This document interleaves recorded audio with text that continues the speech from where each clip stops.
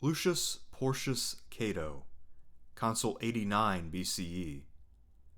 A grandson of Cato the Elder, Lucius Porcius Cato was freed from the shadow of his elder brother by the latter's premature passing.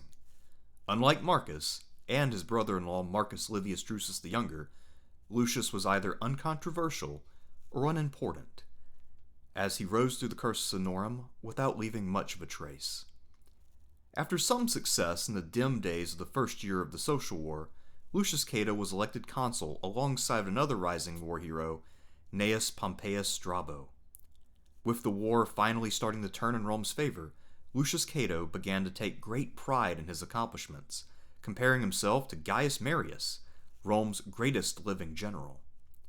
During the Battle of the Fucine Lake, as winter was setting in, Lucius Cato was on the cusp of winning what might have been the decisive battle of the war, and what was, for certain, the twilight of his consulship.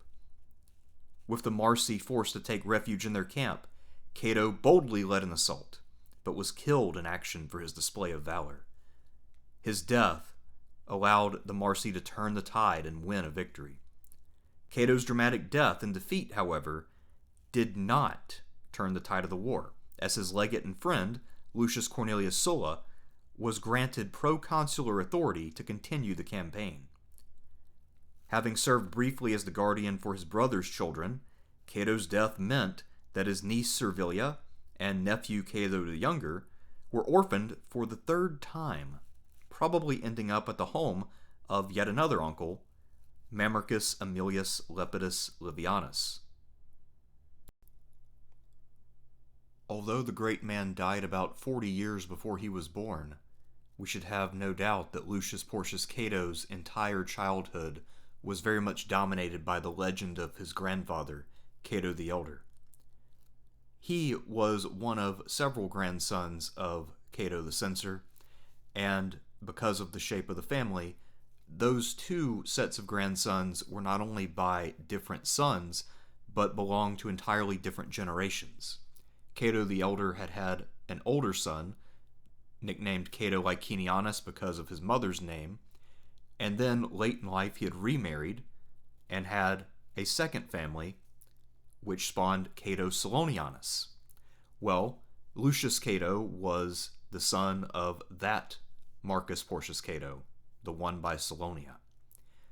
He had an older brother who was perhaps 2 to 4 years older, named Marcus. Marcus, of course, will go on to be the father of the Marcus Porcius Cato who will become Cato the Younger, but we'll talk about him at a different time. Suffice it to say for now, though, that although the boys will grow up together and most likely did cooperate politically for quite a while, Marcus will die prematurely. So he will die at some point in the mid to late 90s while seeking the office of praetor. And then that will leave Lucius as the sole surviving adult male representative of that side of the family, the Solonianus branch. We don't really know a lot about Lucius comparatively, because he never had any famous children. So for instance, we don't even know the mother's name when it comes to the mother of Marcus and Lucius, nor do we know the name of Lucius's wife. We don't know for certain that he married, although most likely he did, and we also have no indication one way or another about whether he had children. So we don't really know a whole lot about this guy. And if you think about it, that isn't too surprising because he did not give his sperm to the woman who gave birth to Cato the Younger. However, in terms of the importance of his career, as we'll see, he's actually quite a bit more important than his older brother, in terms of what he himself did. It's a real shame that we don't know more about the politics of Lucius Porcius Cato. What we do know is that his brother Marcus had been married to Livia, whose brother was none other than the tribune Marcus Livius Drusus the Younger, the same man who was advocating to grant the Italians rights in order to avoid a major conflict. Most in Rome were opposed to that, and then that man happened to be murdered, and all at once the Italians rose up in central Italy. One has to imagine that there's at least a good chance that Lucius Cato agreed with his brother-in-law, and perhaps that played a role in his rise a bit later to high command. Although, given the public mood in Rome and the Mamilian Commission, there's also a good chance that this was a bone of contention between them. And that would have made things especially awkward for the surviving children of Marcus, because Marcus Livius Drusus the Younger was their guardian at the time when the social war broke out. By the way, there's a very good chance that when Drusus was assassinated, that the children then went directly to Lucius Cato's home, where they would remain for the next couple of years. The two incoming consuls for the year 90, Lupus and Caesar, were ordered to levy full armies, and then one of the current consuls, another Caesar, was prorogued and given an army, and they were given 3 different command areas to deal with. Cato seems to have been a praetor in the year 92, and accordingly, since he had shown some energy or ability, or perhaps had more influence than we realize, he was one of the former magistrates who was called back not just as a legate, but seemingly in a greater capacity as a pro-praetor. So he was given a lesser army to command, and perhaps was being held in reserve around Rome, and then later on would be deployed north when the situation called for it. We have to remember that not only were there the 3 armies in the field, but in Rome they were still raising troops constantly and dispatching them. So perhaps Cato's role was to raise, equip, and do some rudimentary training for the troops before they were sent off. But in the event, it looks like he did get an opportunity to distinguish himself beyond playing that one role. Our 2 most important sources for the social war, insofar as they have somewhat complete or at least detailed accounts of certain aspects of that conflict, are Appian and Plutarch. Neither of these men, unfortunately, is much of a military historian, but both of them certainly have their merits. One thing we can glean from their account is that the chief fear of the Senate was that the revolt would spread beyond the tribes who started it, the Marsi, the Samnites, and their allies. And now we get into a bit of a controversy, because it is not entirely clear what Cato achieved as a pro-Praetorian commander. If we take the sources at face value, at least those 2 main sources, then it would appear that the answer is that he probably just stayed around Rome, and maybe he earned some popularity by being so prominent, by being someone who was there leading drills or assigning men to legions or something of that nature. But Broughton, the great prosopographer of Roman history, claims that when the Etruscans started to revolt in the year 90, that the Senate dispatched Cato with a half-size army, and that he was able to put down the revolt before it really got too serious. And that, of course, was a big deal in a war where the Romans were mostly losing or drawing. And so, by preventing the chief fear of the Senate from coming to pass, he therefore became one of the great war heroes. He was now on par with men like Pompeius Strabo, and Marius, who revived his fame, and Sulla, who did quite well throughout the war. But there's a problem. One thing that I always do when I consult secondary sources, no matter how elevated they might be, is that I check their citations, and I look to find where they got this information. Unfortunately, I do not possess a full copy of Broughton, and I cannot locate the primary source that he's drawing upon for this information. But I can confirm that it is in neither Appian nor Plutarch's account of these campaigns. So keep that in mind. There's a chance that Lucius Porcius Cato's time as a pro-Praetorian commander was actually quite dull. Or perhaps it was exciting, and he managed to attain a level of glory that few people in his position could have possibly anticipated, when all 3 of the major commands were already divvied out to other men. Riding high on his military success, or not, depending on which version of events you favor, Cato was duly elected to be one of the 2 consuls for the year 89. The man he was elected to serve with was Gnaeus Pompeius Strabo, a man who was not particularly charismatic or even well-liked, but who had some undeniable chops as a military commander, and who furthermore had used his influence not only to prevent a number of men from joining the rebels, but rather recruited them for the Roman cause. and so he was a pretty important guy. And he had also used that force to capture the city of Asculum. So his prestige was riding high, even if he was not exactly Mr. Popularity any other time of the year. So, when he came into office in early January, Cato set out to take over the command of the southern front against the Samnites, which had previously been held by Lucius Julius Caesar, the man who had been consul the previous year and had spent the entire year at war, having fairly mixed results.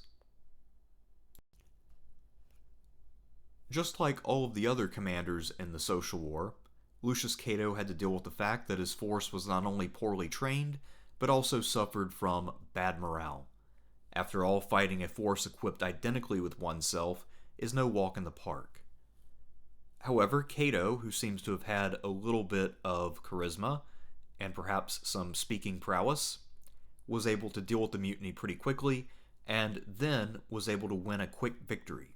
In a war where victories were few and far between and there was no tactical advantage of one side over the other, that's a pretty big deal. Sadly, that victory is unnamed and undelineated. We don't know how Cato won, the size, scope, or scale, or where it might have taken place.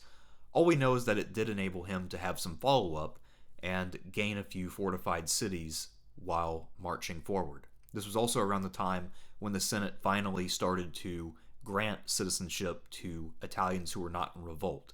So the resistance was weakening as time went on because of these political moves. For Cato, just like any good Roman, he wanted to crush the enemy who had dared to defy his home. He also wanted to win a great victory for his family name. And so he continued to pursue aggressively and to inspire his men to win this great victory, which would perhaps end the war early and elevate him to a stature above that of his peers. He told his men and his officers all about how great he had done. And he even said that he had achieved as much or more than Gaius Marius had when he fought the Cimbri. And that was one hell of a claim, because the Cimbri, Teutones, and other allies in the north that they had, the various Gallic tribes, had been the literal boogeymen of Rome in the previous decade. And so for someone who had only fought part of the war for a short period of time to claim that he was on the same level as someone who had won a war over several years was quite crazy. And one of the young officers who served on the staff of Lucius Cato seems to have probably taken more offense than most, and that was Marius's young son, Gaius Marius the Younger, who would have then been in his mid-20s, and was later known for having a fearsome temper. Although Cato's time in office had been an undoubted success, there wasn't a real crowning achievement as of yet, and so he was eager to corner and destroy the Marsi, which was the largest of the groups that were opposed to Rome at the time. And were he to corner them and crush them, then Cato might become the greatest man in Rome, at least of his generation. He finally did corner the Marsi near the Fucine lake. Today the Fucine lake has been drained, but at this time it was a large lake, and if he were to succeed in driving the Marsi into the lake, they would drown because of their armor, and it would be a glorious, bloody victory. And initially it looked like that was exactly what was going to happen, because the battle initially went well for the Romans. In fact, the Marsi were forced to fall back into their fortified camp. And it was at this point that Cato perhaps got greedy. Or maybe he was just stupid. But I have trouble believing that, because if he had conducted his campaign successfully so far, there's little reason to think that the man was a complete idiot. My guess is that his blood got up, and he was a little bit too glory-hungry for his own good.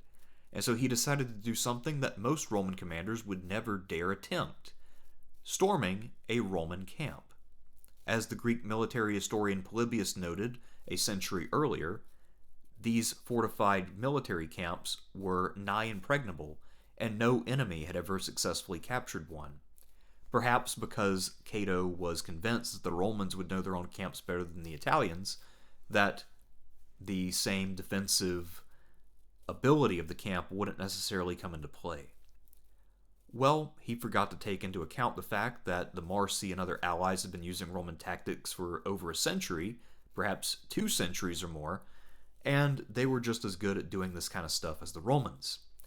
And so, as had always and would always be the case, this assault failed. And not only did it fail, but Cato himself was killed in the fighting.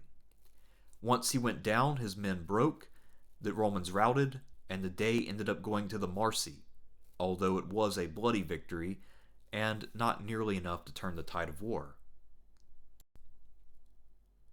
As I mentioned earlier, the 2 surviving sources that we have who tell us the most about these events are Appian and Plutarch, both of whom wrote later and were Greek.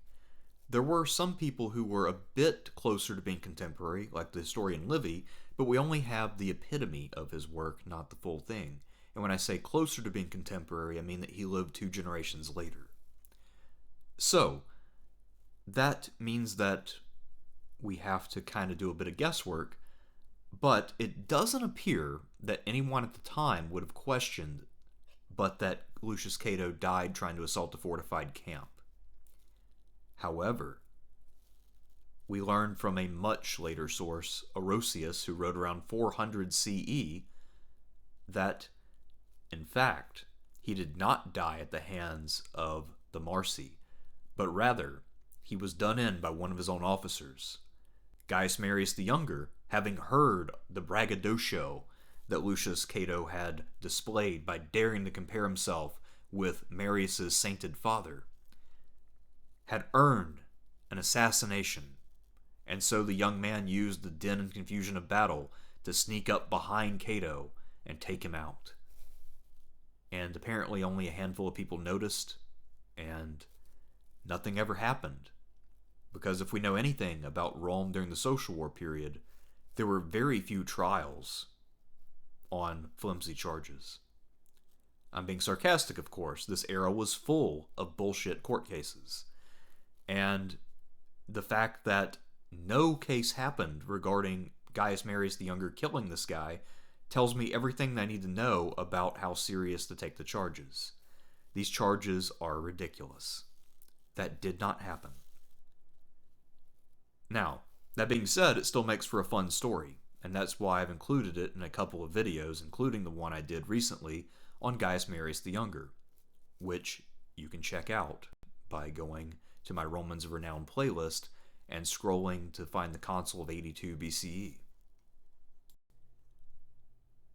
In modern discussions of Rome, you find that amateurs and professionals have a number of disagreements, but one thing that they can all agree on, or at least most of them can agree on, is that they don't know who Lucius Porcius Cato is.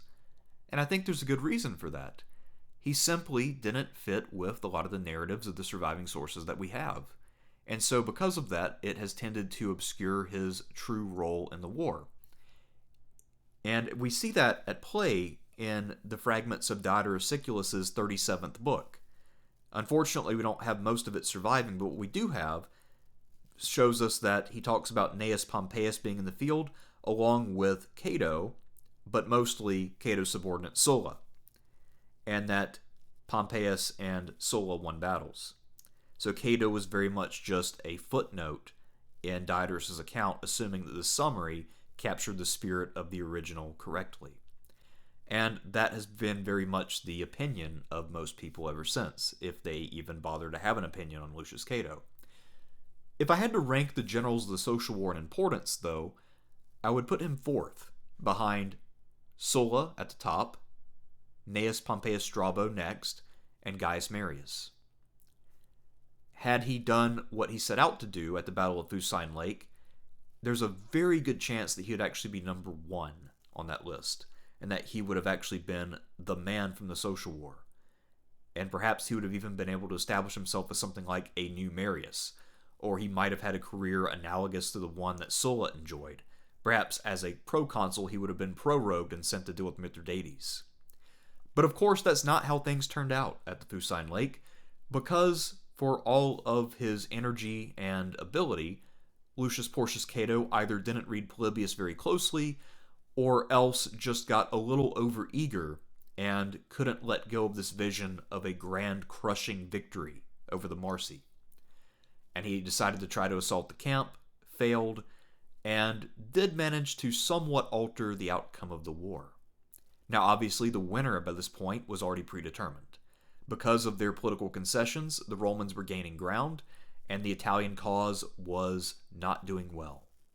However, by making Rome pay the price in blood for a war that they had largely already won, the Italians did deter the Romans from trying to seek a prolongation of the war in order to fully extirpate the rebels. And so a number of rebels owed their survival to the fact that Cato wanted a dramatic victory. Because otherwise the Romans would have won that victory and then had a few mop-up operations and flexed before their allies who had submitted. But as things stood, they had to take a much humbler approach. So Lucius Cato actually does have a pretty important impact on the way the social war played out. Of course, now his biggest legacy is that he was in fact the paternal uncle of a more famous man, Marcus Porcius Cato the Younger, who became praetor in 54 and is perhaps the most famous of the Optimate faction, even though he was clearly not the leader, as I've stated many times, because they were obsessed with hierarchy and they had many a consular. Now, the significance that he has for Cato the Younger's life is that perhaps he, by dying early and leaving Cato orphaned yet again, perhaps that contributed to both Cato the Younger's alcoholism and to his curmudgeonly nature. He was more or less impossible to get along with. And perhaps a lot of that owes to the fact that he lost so many people that he cared about early in his life. We'll never know, of course, and I'm just speculating. It's also worth mentioning that a lot of Romans at the time would have had trauma, as we see it. And so that would not have been uncommon. But still, to be orphaned up to 3 times by the age of 7 is wild. And yet, so far as we know, that's exactly what happened to Cato the Younger and his sister Servilia, and perhaps also his half-brother Caepio. But of course, again, I have to state it once more for the record, never storm a Roman fortified camp. We can all agree on that. But at least one wealthy German, the owner of the palace at Schloss Nordkirchen, which might actually be a castle, I don't know if it's a palace or a castle. This estate was near Munich in the early 1700s, and that gentleman chose to design and dedicate a bust of Lucius Cato, of all people. Why? I have no idea. Perhaps he really likes assaulting camps. I don't know. But if you look at the bird shit that is accumulated on Lucius Cato's bust, that tells you a lot about how memory has treated him and how the historical record has treated him. While I would like to make fun of him at least 5 more times for storming a fortified camp, and I would if I could only think of a few clever ways to phrase it, or rephrase it in this case, still, I don't necessarily think that he deserves to be covered in bird shit. He did go out, he was mostly successful, he had a gambit that he played, and it didn't pay out. War is a risky business, and that risk did not work out for him. I'm Thersites the Historian, and I want to remind you all that if you're interested in learning more about the family of Cato the Younger, remember that, in fact, after the death of Lucius Cato, young Cato the Younger went to go live with none other than Mamercus Aemilius Lepidus Livianus, another brother of Marcus Livius Drusus the Younger, who served as consul in 77 BCE. Coincidentally, you might think, well, how in the hell would I learn about Mamercus Aemilius Lepidus Livianus? Good news for you, I made a video on that about 6 years ago, and you can find it on my Romans of Renown playlist. So watch more of my stuff, and also don't storm any fortified camps. So that's all I have for you. I'm going to end before I say something dumb and have to re-record this again.